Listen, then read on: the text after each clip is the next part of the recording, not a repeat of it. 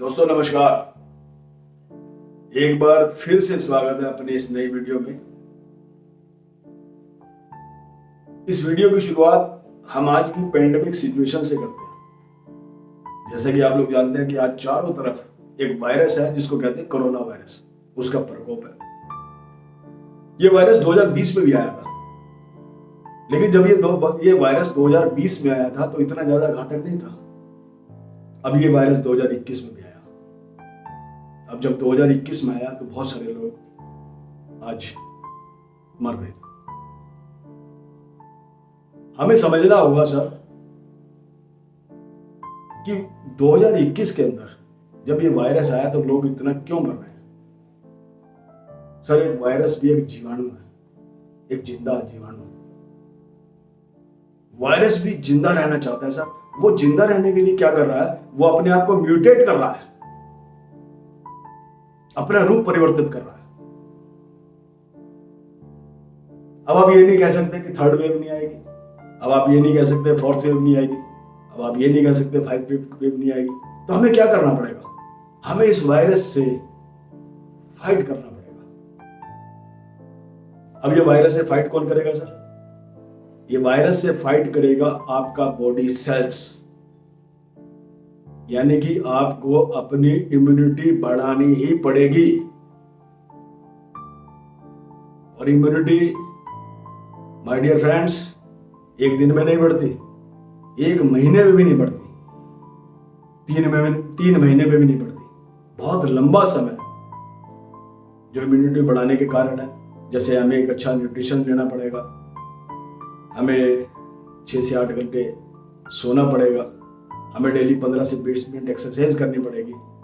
अच्छा, बात corona virus की नहीं है सर, इसके अलावा बहुत सारी डिजीज हैं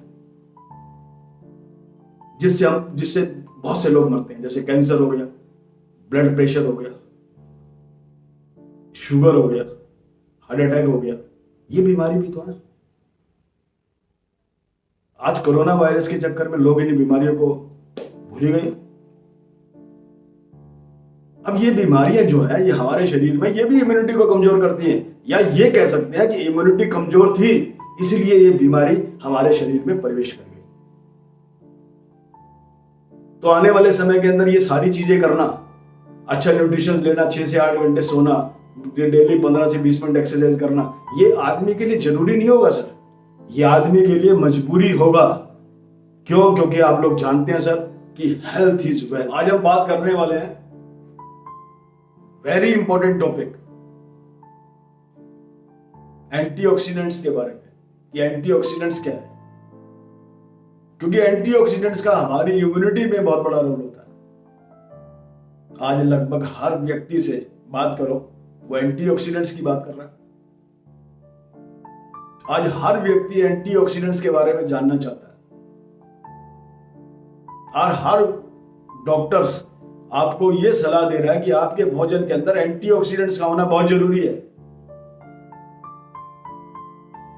तो आज हम जानेंगे सर ये एंटीऑक्सीडेंट्स आखिर है क्या, और हमारे शरीर में इसका क्या रोल है। अगर हमारे शरीर के अंदर अगर एंटीऑक्सीडेंट्स कम हो जाए या अधिकता हो जाए तो इसका हमारे शरीर पे क्या दुष्परिणाम आ सकते हैं। ये ऐसा क्या न्यूट्रिशंस है, ऐसा क्या सप्लीमेंट्स है, ये किस तरह के भोजन से हमें प्राप्त हो सकता है। आज इन सारे विषयों को आज हम इस वीडियो में जानते हैं। बेसिकली एक मोटा तौर पे अगर एंटीऑक्सीडेंट्स की परिभाषा की बात करूं तो एंटीऑक्सीडेंट्स की परिभाषा सिर्फ ये है कि हमारे बॉडी के अंदर जो ऑक्सीडेंट्स या फ्री रेडिकल्स बनते हैं उसको कंट्रोल करने का जो पदार्थ होता है उसको कहा जाता है एंटीऑक्सीडेंट्स। यानी कि हमारी बॉडी में जो ऑक्सीडेंट्स बनते हैं, जो फ्री रेडिकल बनते हैं, उसको जो कंट्रोल करे उसको कहा जाता है एंटीऑक्सीडेंट। एंटीऑक्सीडेंट्स का काम होता है फ्री रेडिकल या ऑक्सीडेंट्स को कंट्रोल करना। बेसिकली हमारे शरीर में कुछ रिएक्शंस होती हैं और हमारे शरीर के अंदर कुछ ऑक्सीडेंट्स का निर्माण होता है। ये ऑक्सीडेंट्स लगभग 4-5 तरह का होता है, 5 तरह का होता है।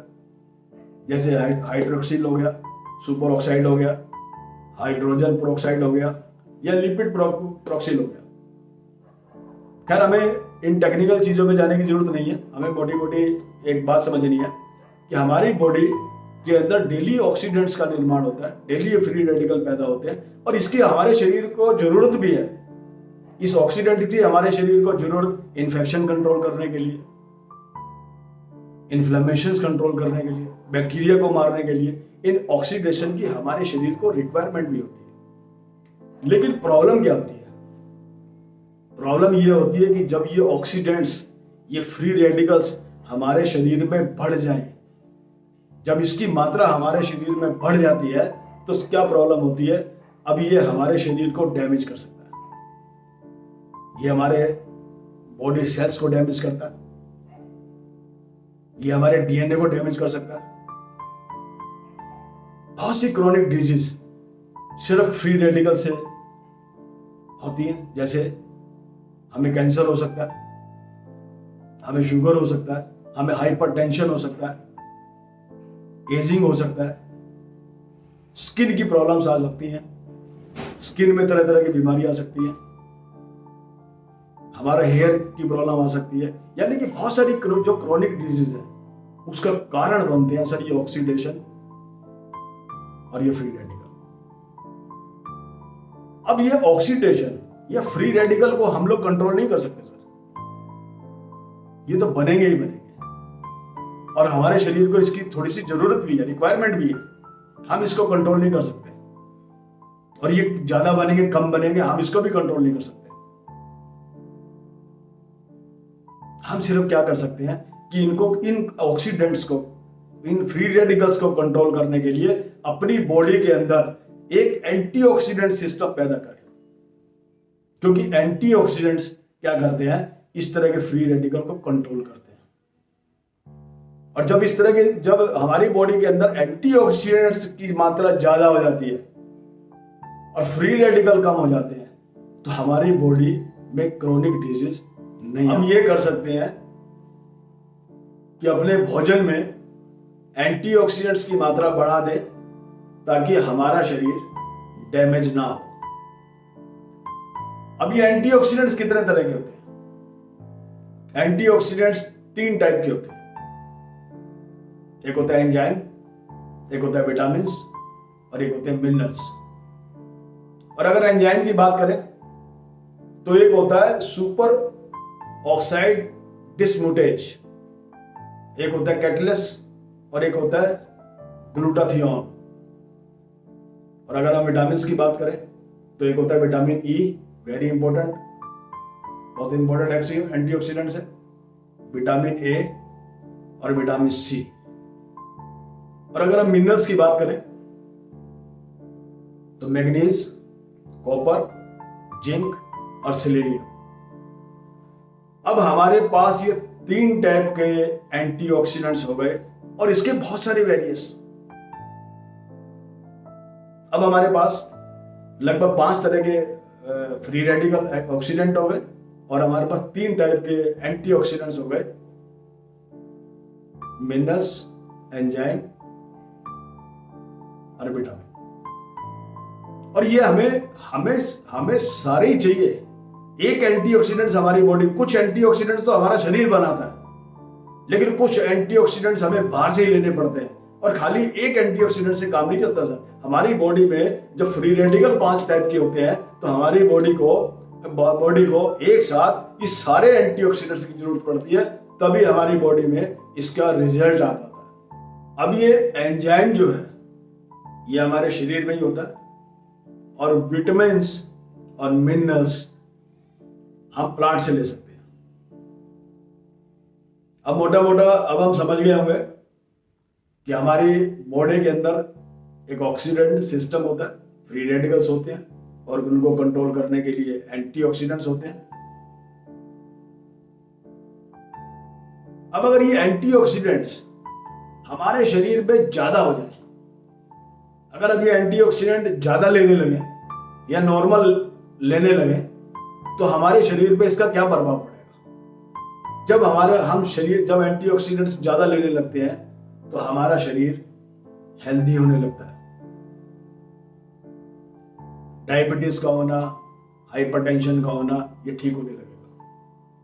हार्ट हमारा हेल्दी होगा, कैंसर ठीक होने लगेगा, हमारी स्किन बहुत अच्छी हो जाएगी, स्किन प्रॉब्लम जितनी है वो हेल्दी हो जाएगी, और भी जितने भी क्रॉनिक डिजीज है वो हमारे ठीक होने लगेंगे।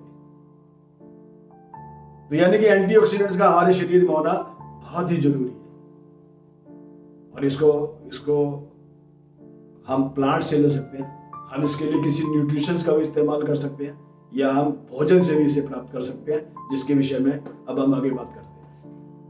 अब तक हम ये समझ गए होंगे सर कि हमें एंटीऑक्सीडेंट लेना बहुत जरूरी है, और एंटीऑक्सीडेंट्स दो तरीके से हम ले सकते हैं। पहला तरीका यह है कि हम किसी सप्लीमेंट का इस्तेमाल कर सकते हैं, किसी न्यूट्रिशंस प्रोडक्ट का इस्तेमाल कर सकते हैं, लेकिन सिर्फ हमें ध्यान यह देना है कि वो ऑर्गेनिक होना चाहिए। और दूसरा, हम ऐसे भोजन का इस्तेमाल करें जिसके अंदर एंटीऑक्सीडेंट भरपूर मात्रा में पाया जाता हो। अब हम उस भोजन की बात कर लेते हैं जिनके अंदर एंटीऑक्सीडेंट्स होते हैं, या किस भोजन के अंदर एंटीऑक्सीडेंट नहीं होते। अमूमन देखा गया है कि हमारा जो 80% 85% जो भोजन होता है वो एंटीऑक्सीडेंट्स उनमें नहीं होते। जैसे जिन भोजन में एंटीऑक्सीडेंट नहीं पाए जाते वो कौन से हैं? Number 1, dairy products. आपने देखा होगा सर कि हमारे भोजन के अंदर डेयरी प्रोडक्ट्स की बहुत बड़ा पार्ट होता है, दूध, दही, मक्खन, पनीर। अब इनकी इस भोजन के अंदर एंटीऑक्सीडेंट्स नहीं होते।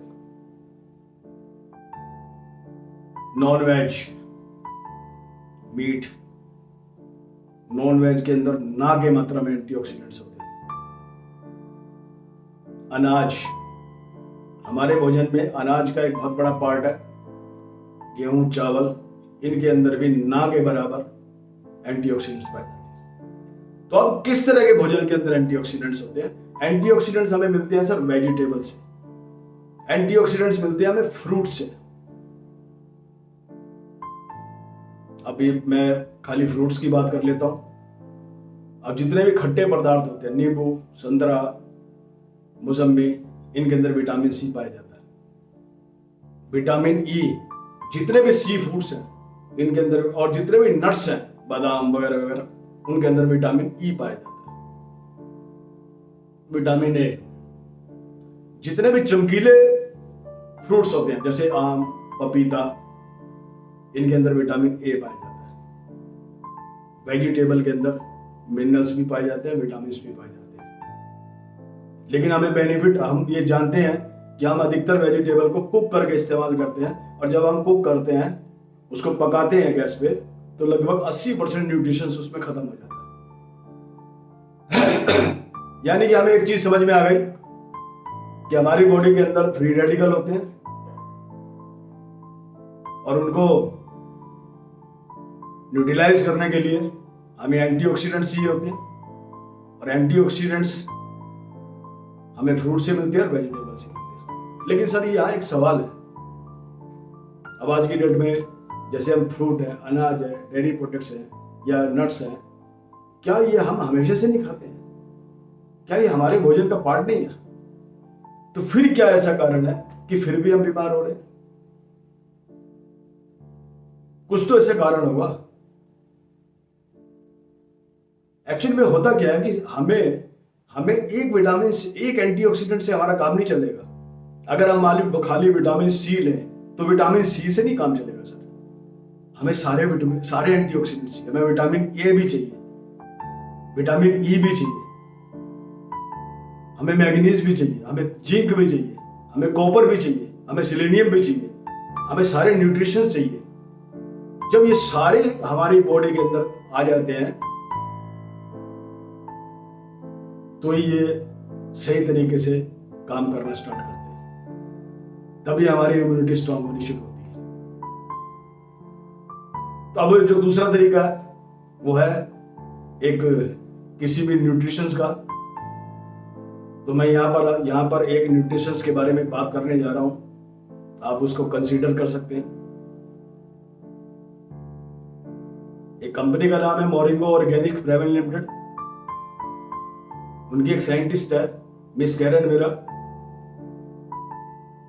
वो पीएचडी है बायोमेडिकल साइंस से, यूनिवर्सिटी ऑफ फ्लोरिडा से। उनकी रिसर्चों में एक सबसे बड़ी रिसर्च है कि उन्होंने एक ऐसा प्रोडक्ट तैयार किया, एक ऐसा प्रोडक्ट बनाया जो व्यक्ति की सारी जरूरतों को फुलफिल कर देता है। अब तक की जो उनकी रिसर्च है उनमें सबसे बड़ी रिसर्च है, ऑर्गेनिक है और 10 इंग्रेडिएंट इसमें मिलाए गए हैं। अब एक ही कैप्सूल से हमें 200 न्यूट्रिशंस प्राप्त होते हैं। यहां बात चल रही है एंटीऑक्सीडेंट्स की। अब एक्चुअल में ये जो है प्रोडक्ट है ये हमें 52 एंटीऑक्सीडेंट प्रोवाइड करता है। अब एंटीऑक्सीडेंट्स, सर जैसे मेरी बात होती है कि एंटीऑक्सीडेंट्स का भी मेजरमेंट है।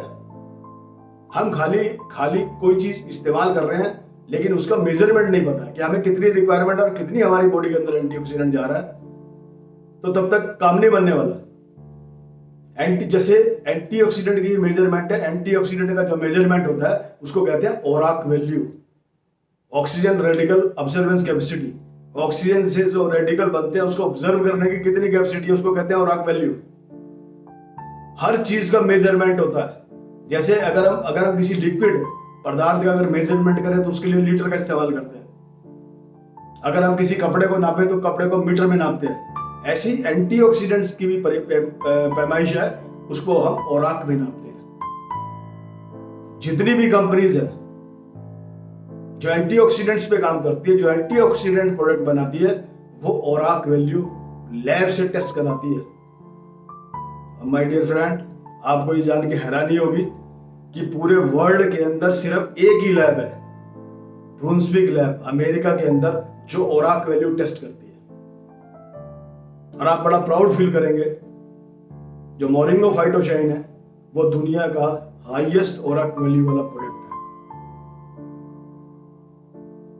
अगर आप गूगल पे जाएं और सिर्फ गूगल से पूछें the highest ORAC value product in the world, वो आपको कहेगा मोरिंगो फाइटोशाइन। इस दुनिया के अंदर 12,000 ओराक वैल्यू से बड़ा कोई प्रोडक्ट नहीं है। और मोरिंगो की एक सर्विंग, एक डोज यानी 4 से 6 कैप्सूल, 6 कैप्सूल की ओराक वैल्यू है 50,156। अमूमन 4 कैप्सूल डेली लेने होते हैं। सुबह उठ के खाली पेट, एम्प्टी स्टमक इसको लेना होता है और लगभग 4 कैप्सूल के अंदर 40 से 50,000 ओराक वैल्यू हमारी बॉडी के अंदर पहुंच जाती है, सारे न्यूट्रिशंस के साथ।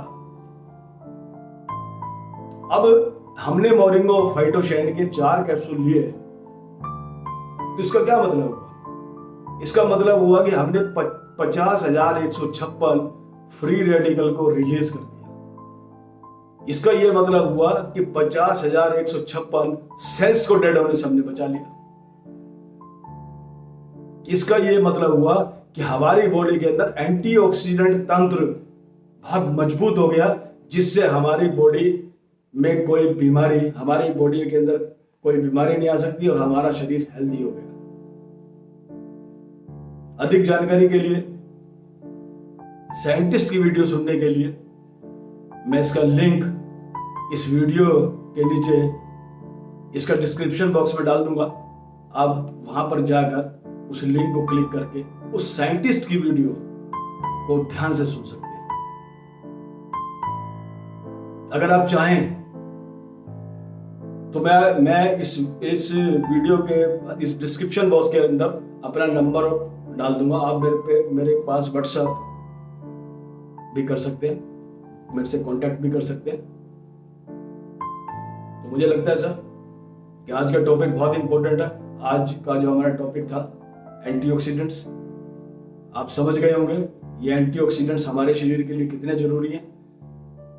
आपको समझ में आ गया होगा सर कि एंटीऑक्सीडेंट्स अगर हमारे शरीर में कम हो जाए या ना के बराबर हो तो हमारा शरीर बीमारियों से ग्रसित होना लाजिमी है। और अगर हमें बीमारियों से दूर रहना है तो हमारी बॉडी के अंदर मजबूत एंटीऑक्सीडेंट तंत्र का होना बहुत जरूरी है। फिर माय डियर फ्रेंड, लास्ट में मैं एक बात कहूंगा, इस जीवन में सबसे उपयोगी ये सेहत है, बाकी सब सेकेंडरी है। पैसा भी बाद में आता है, पहला ही सेहत आती है। तो इस सेहत के लिए इसका ख्याल रखना हमारा बहुत बड़ा कर्तव्य है। तो आज की वीडियो में यही समाप्त करता हूँ। बहुत जल्दी मिलेंगे अगली वीडियो में एक बहुत अच्छे हेल्थ टॉपिक को लेकर। Thank you.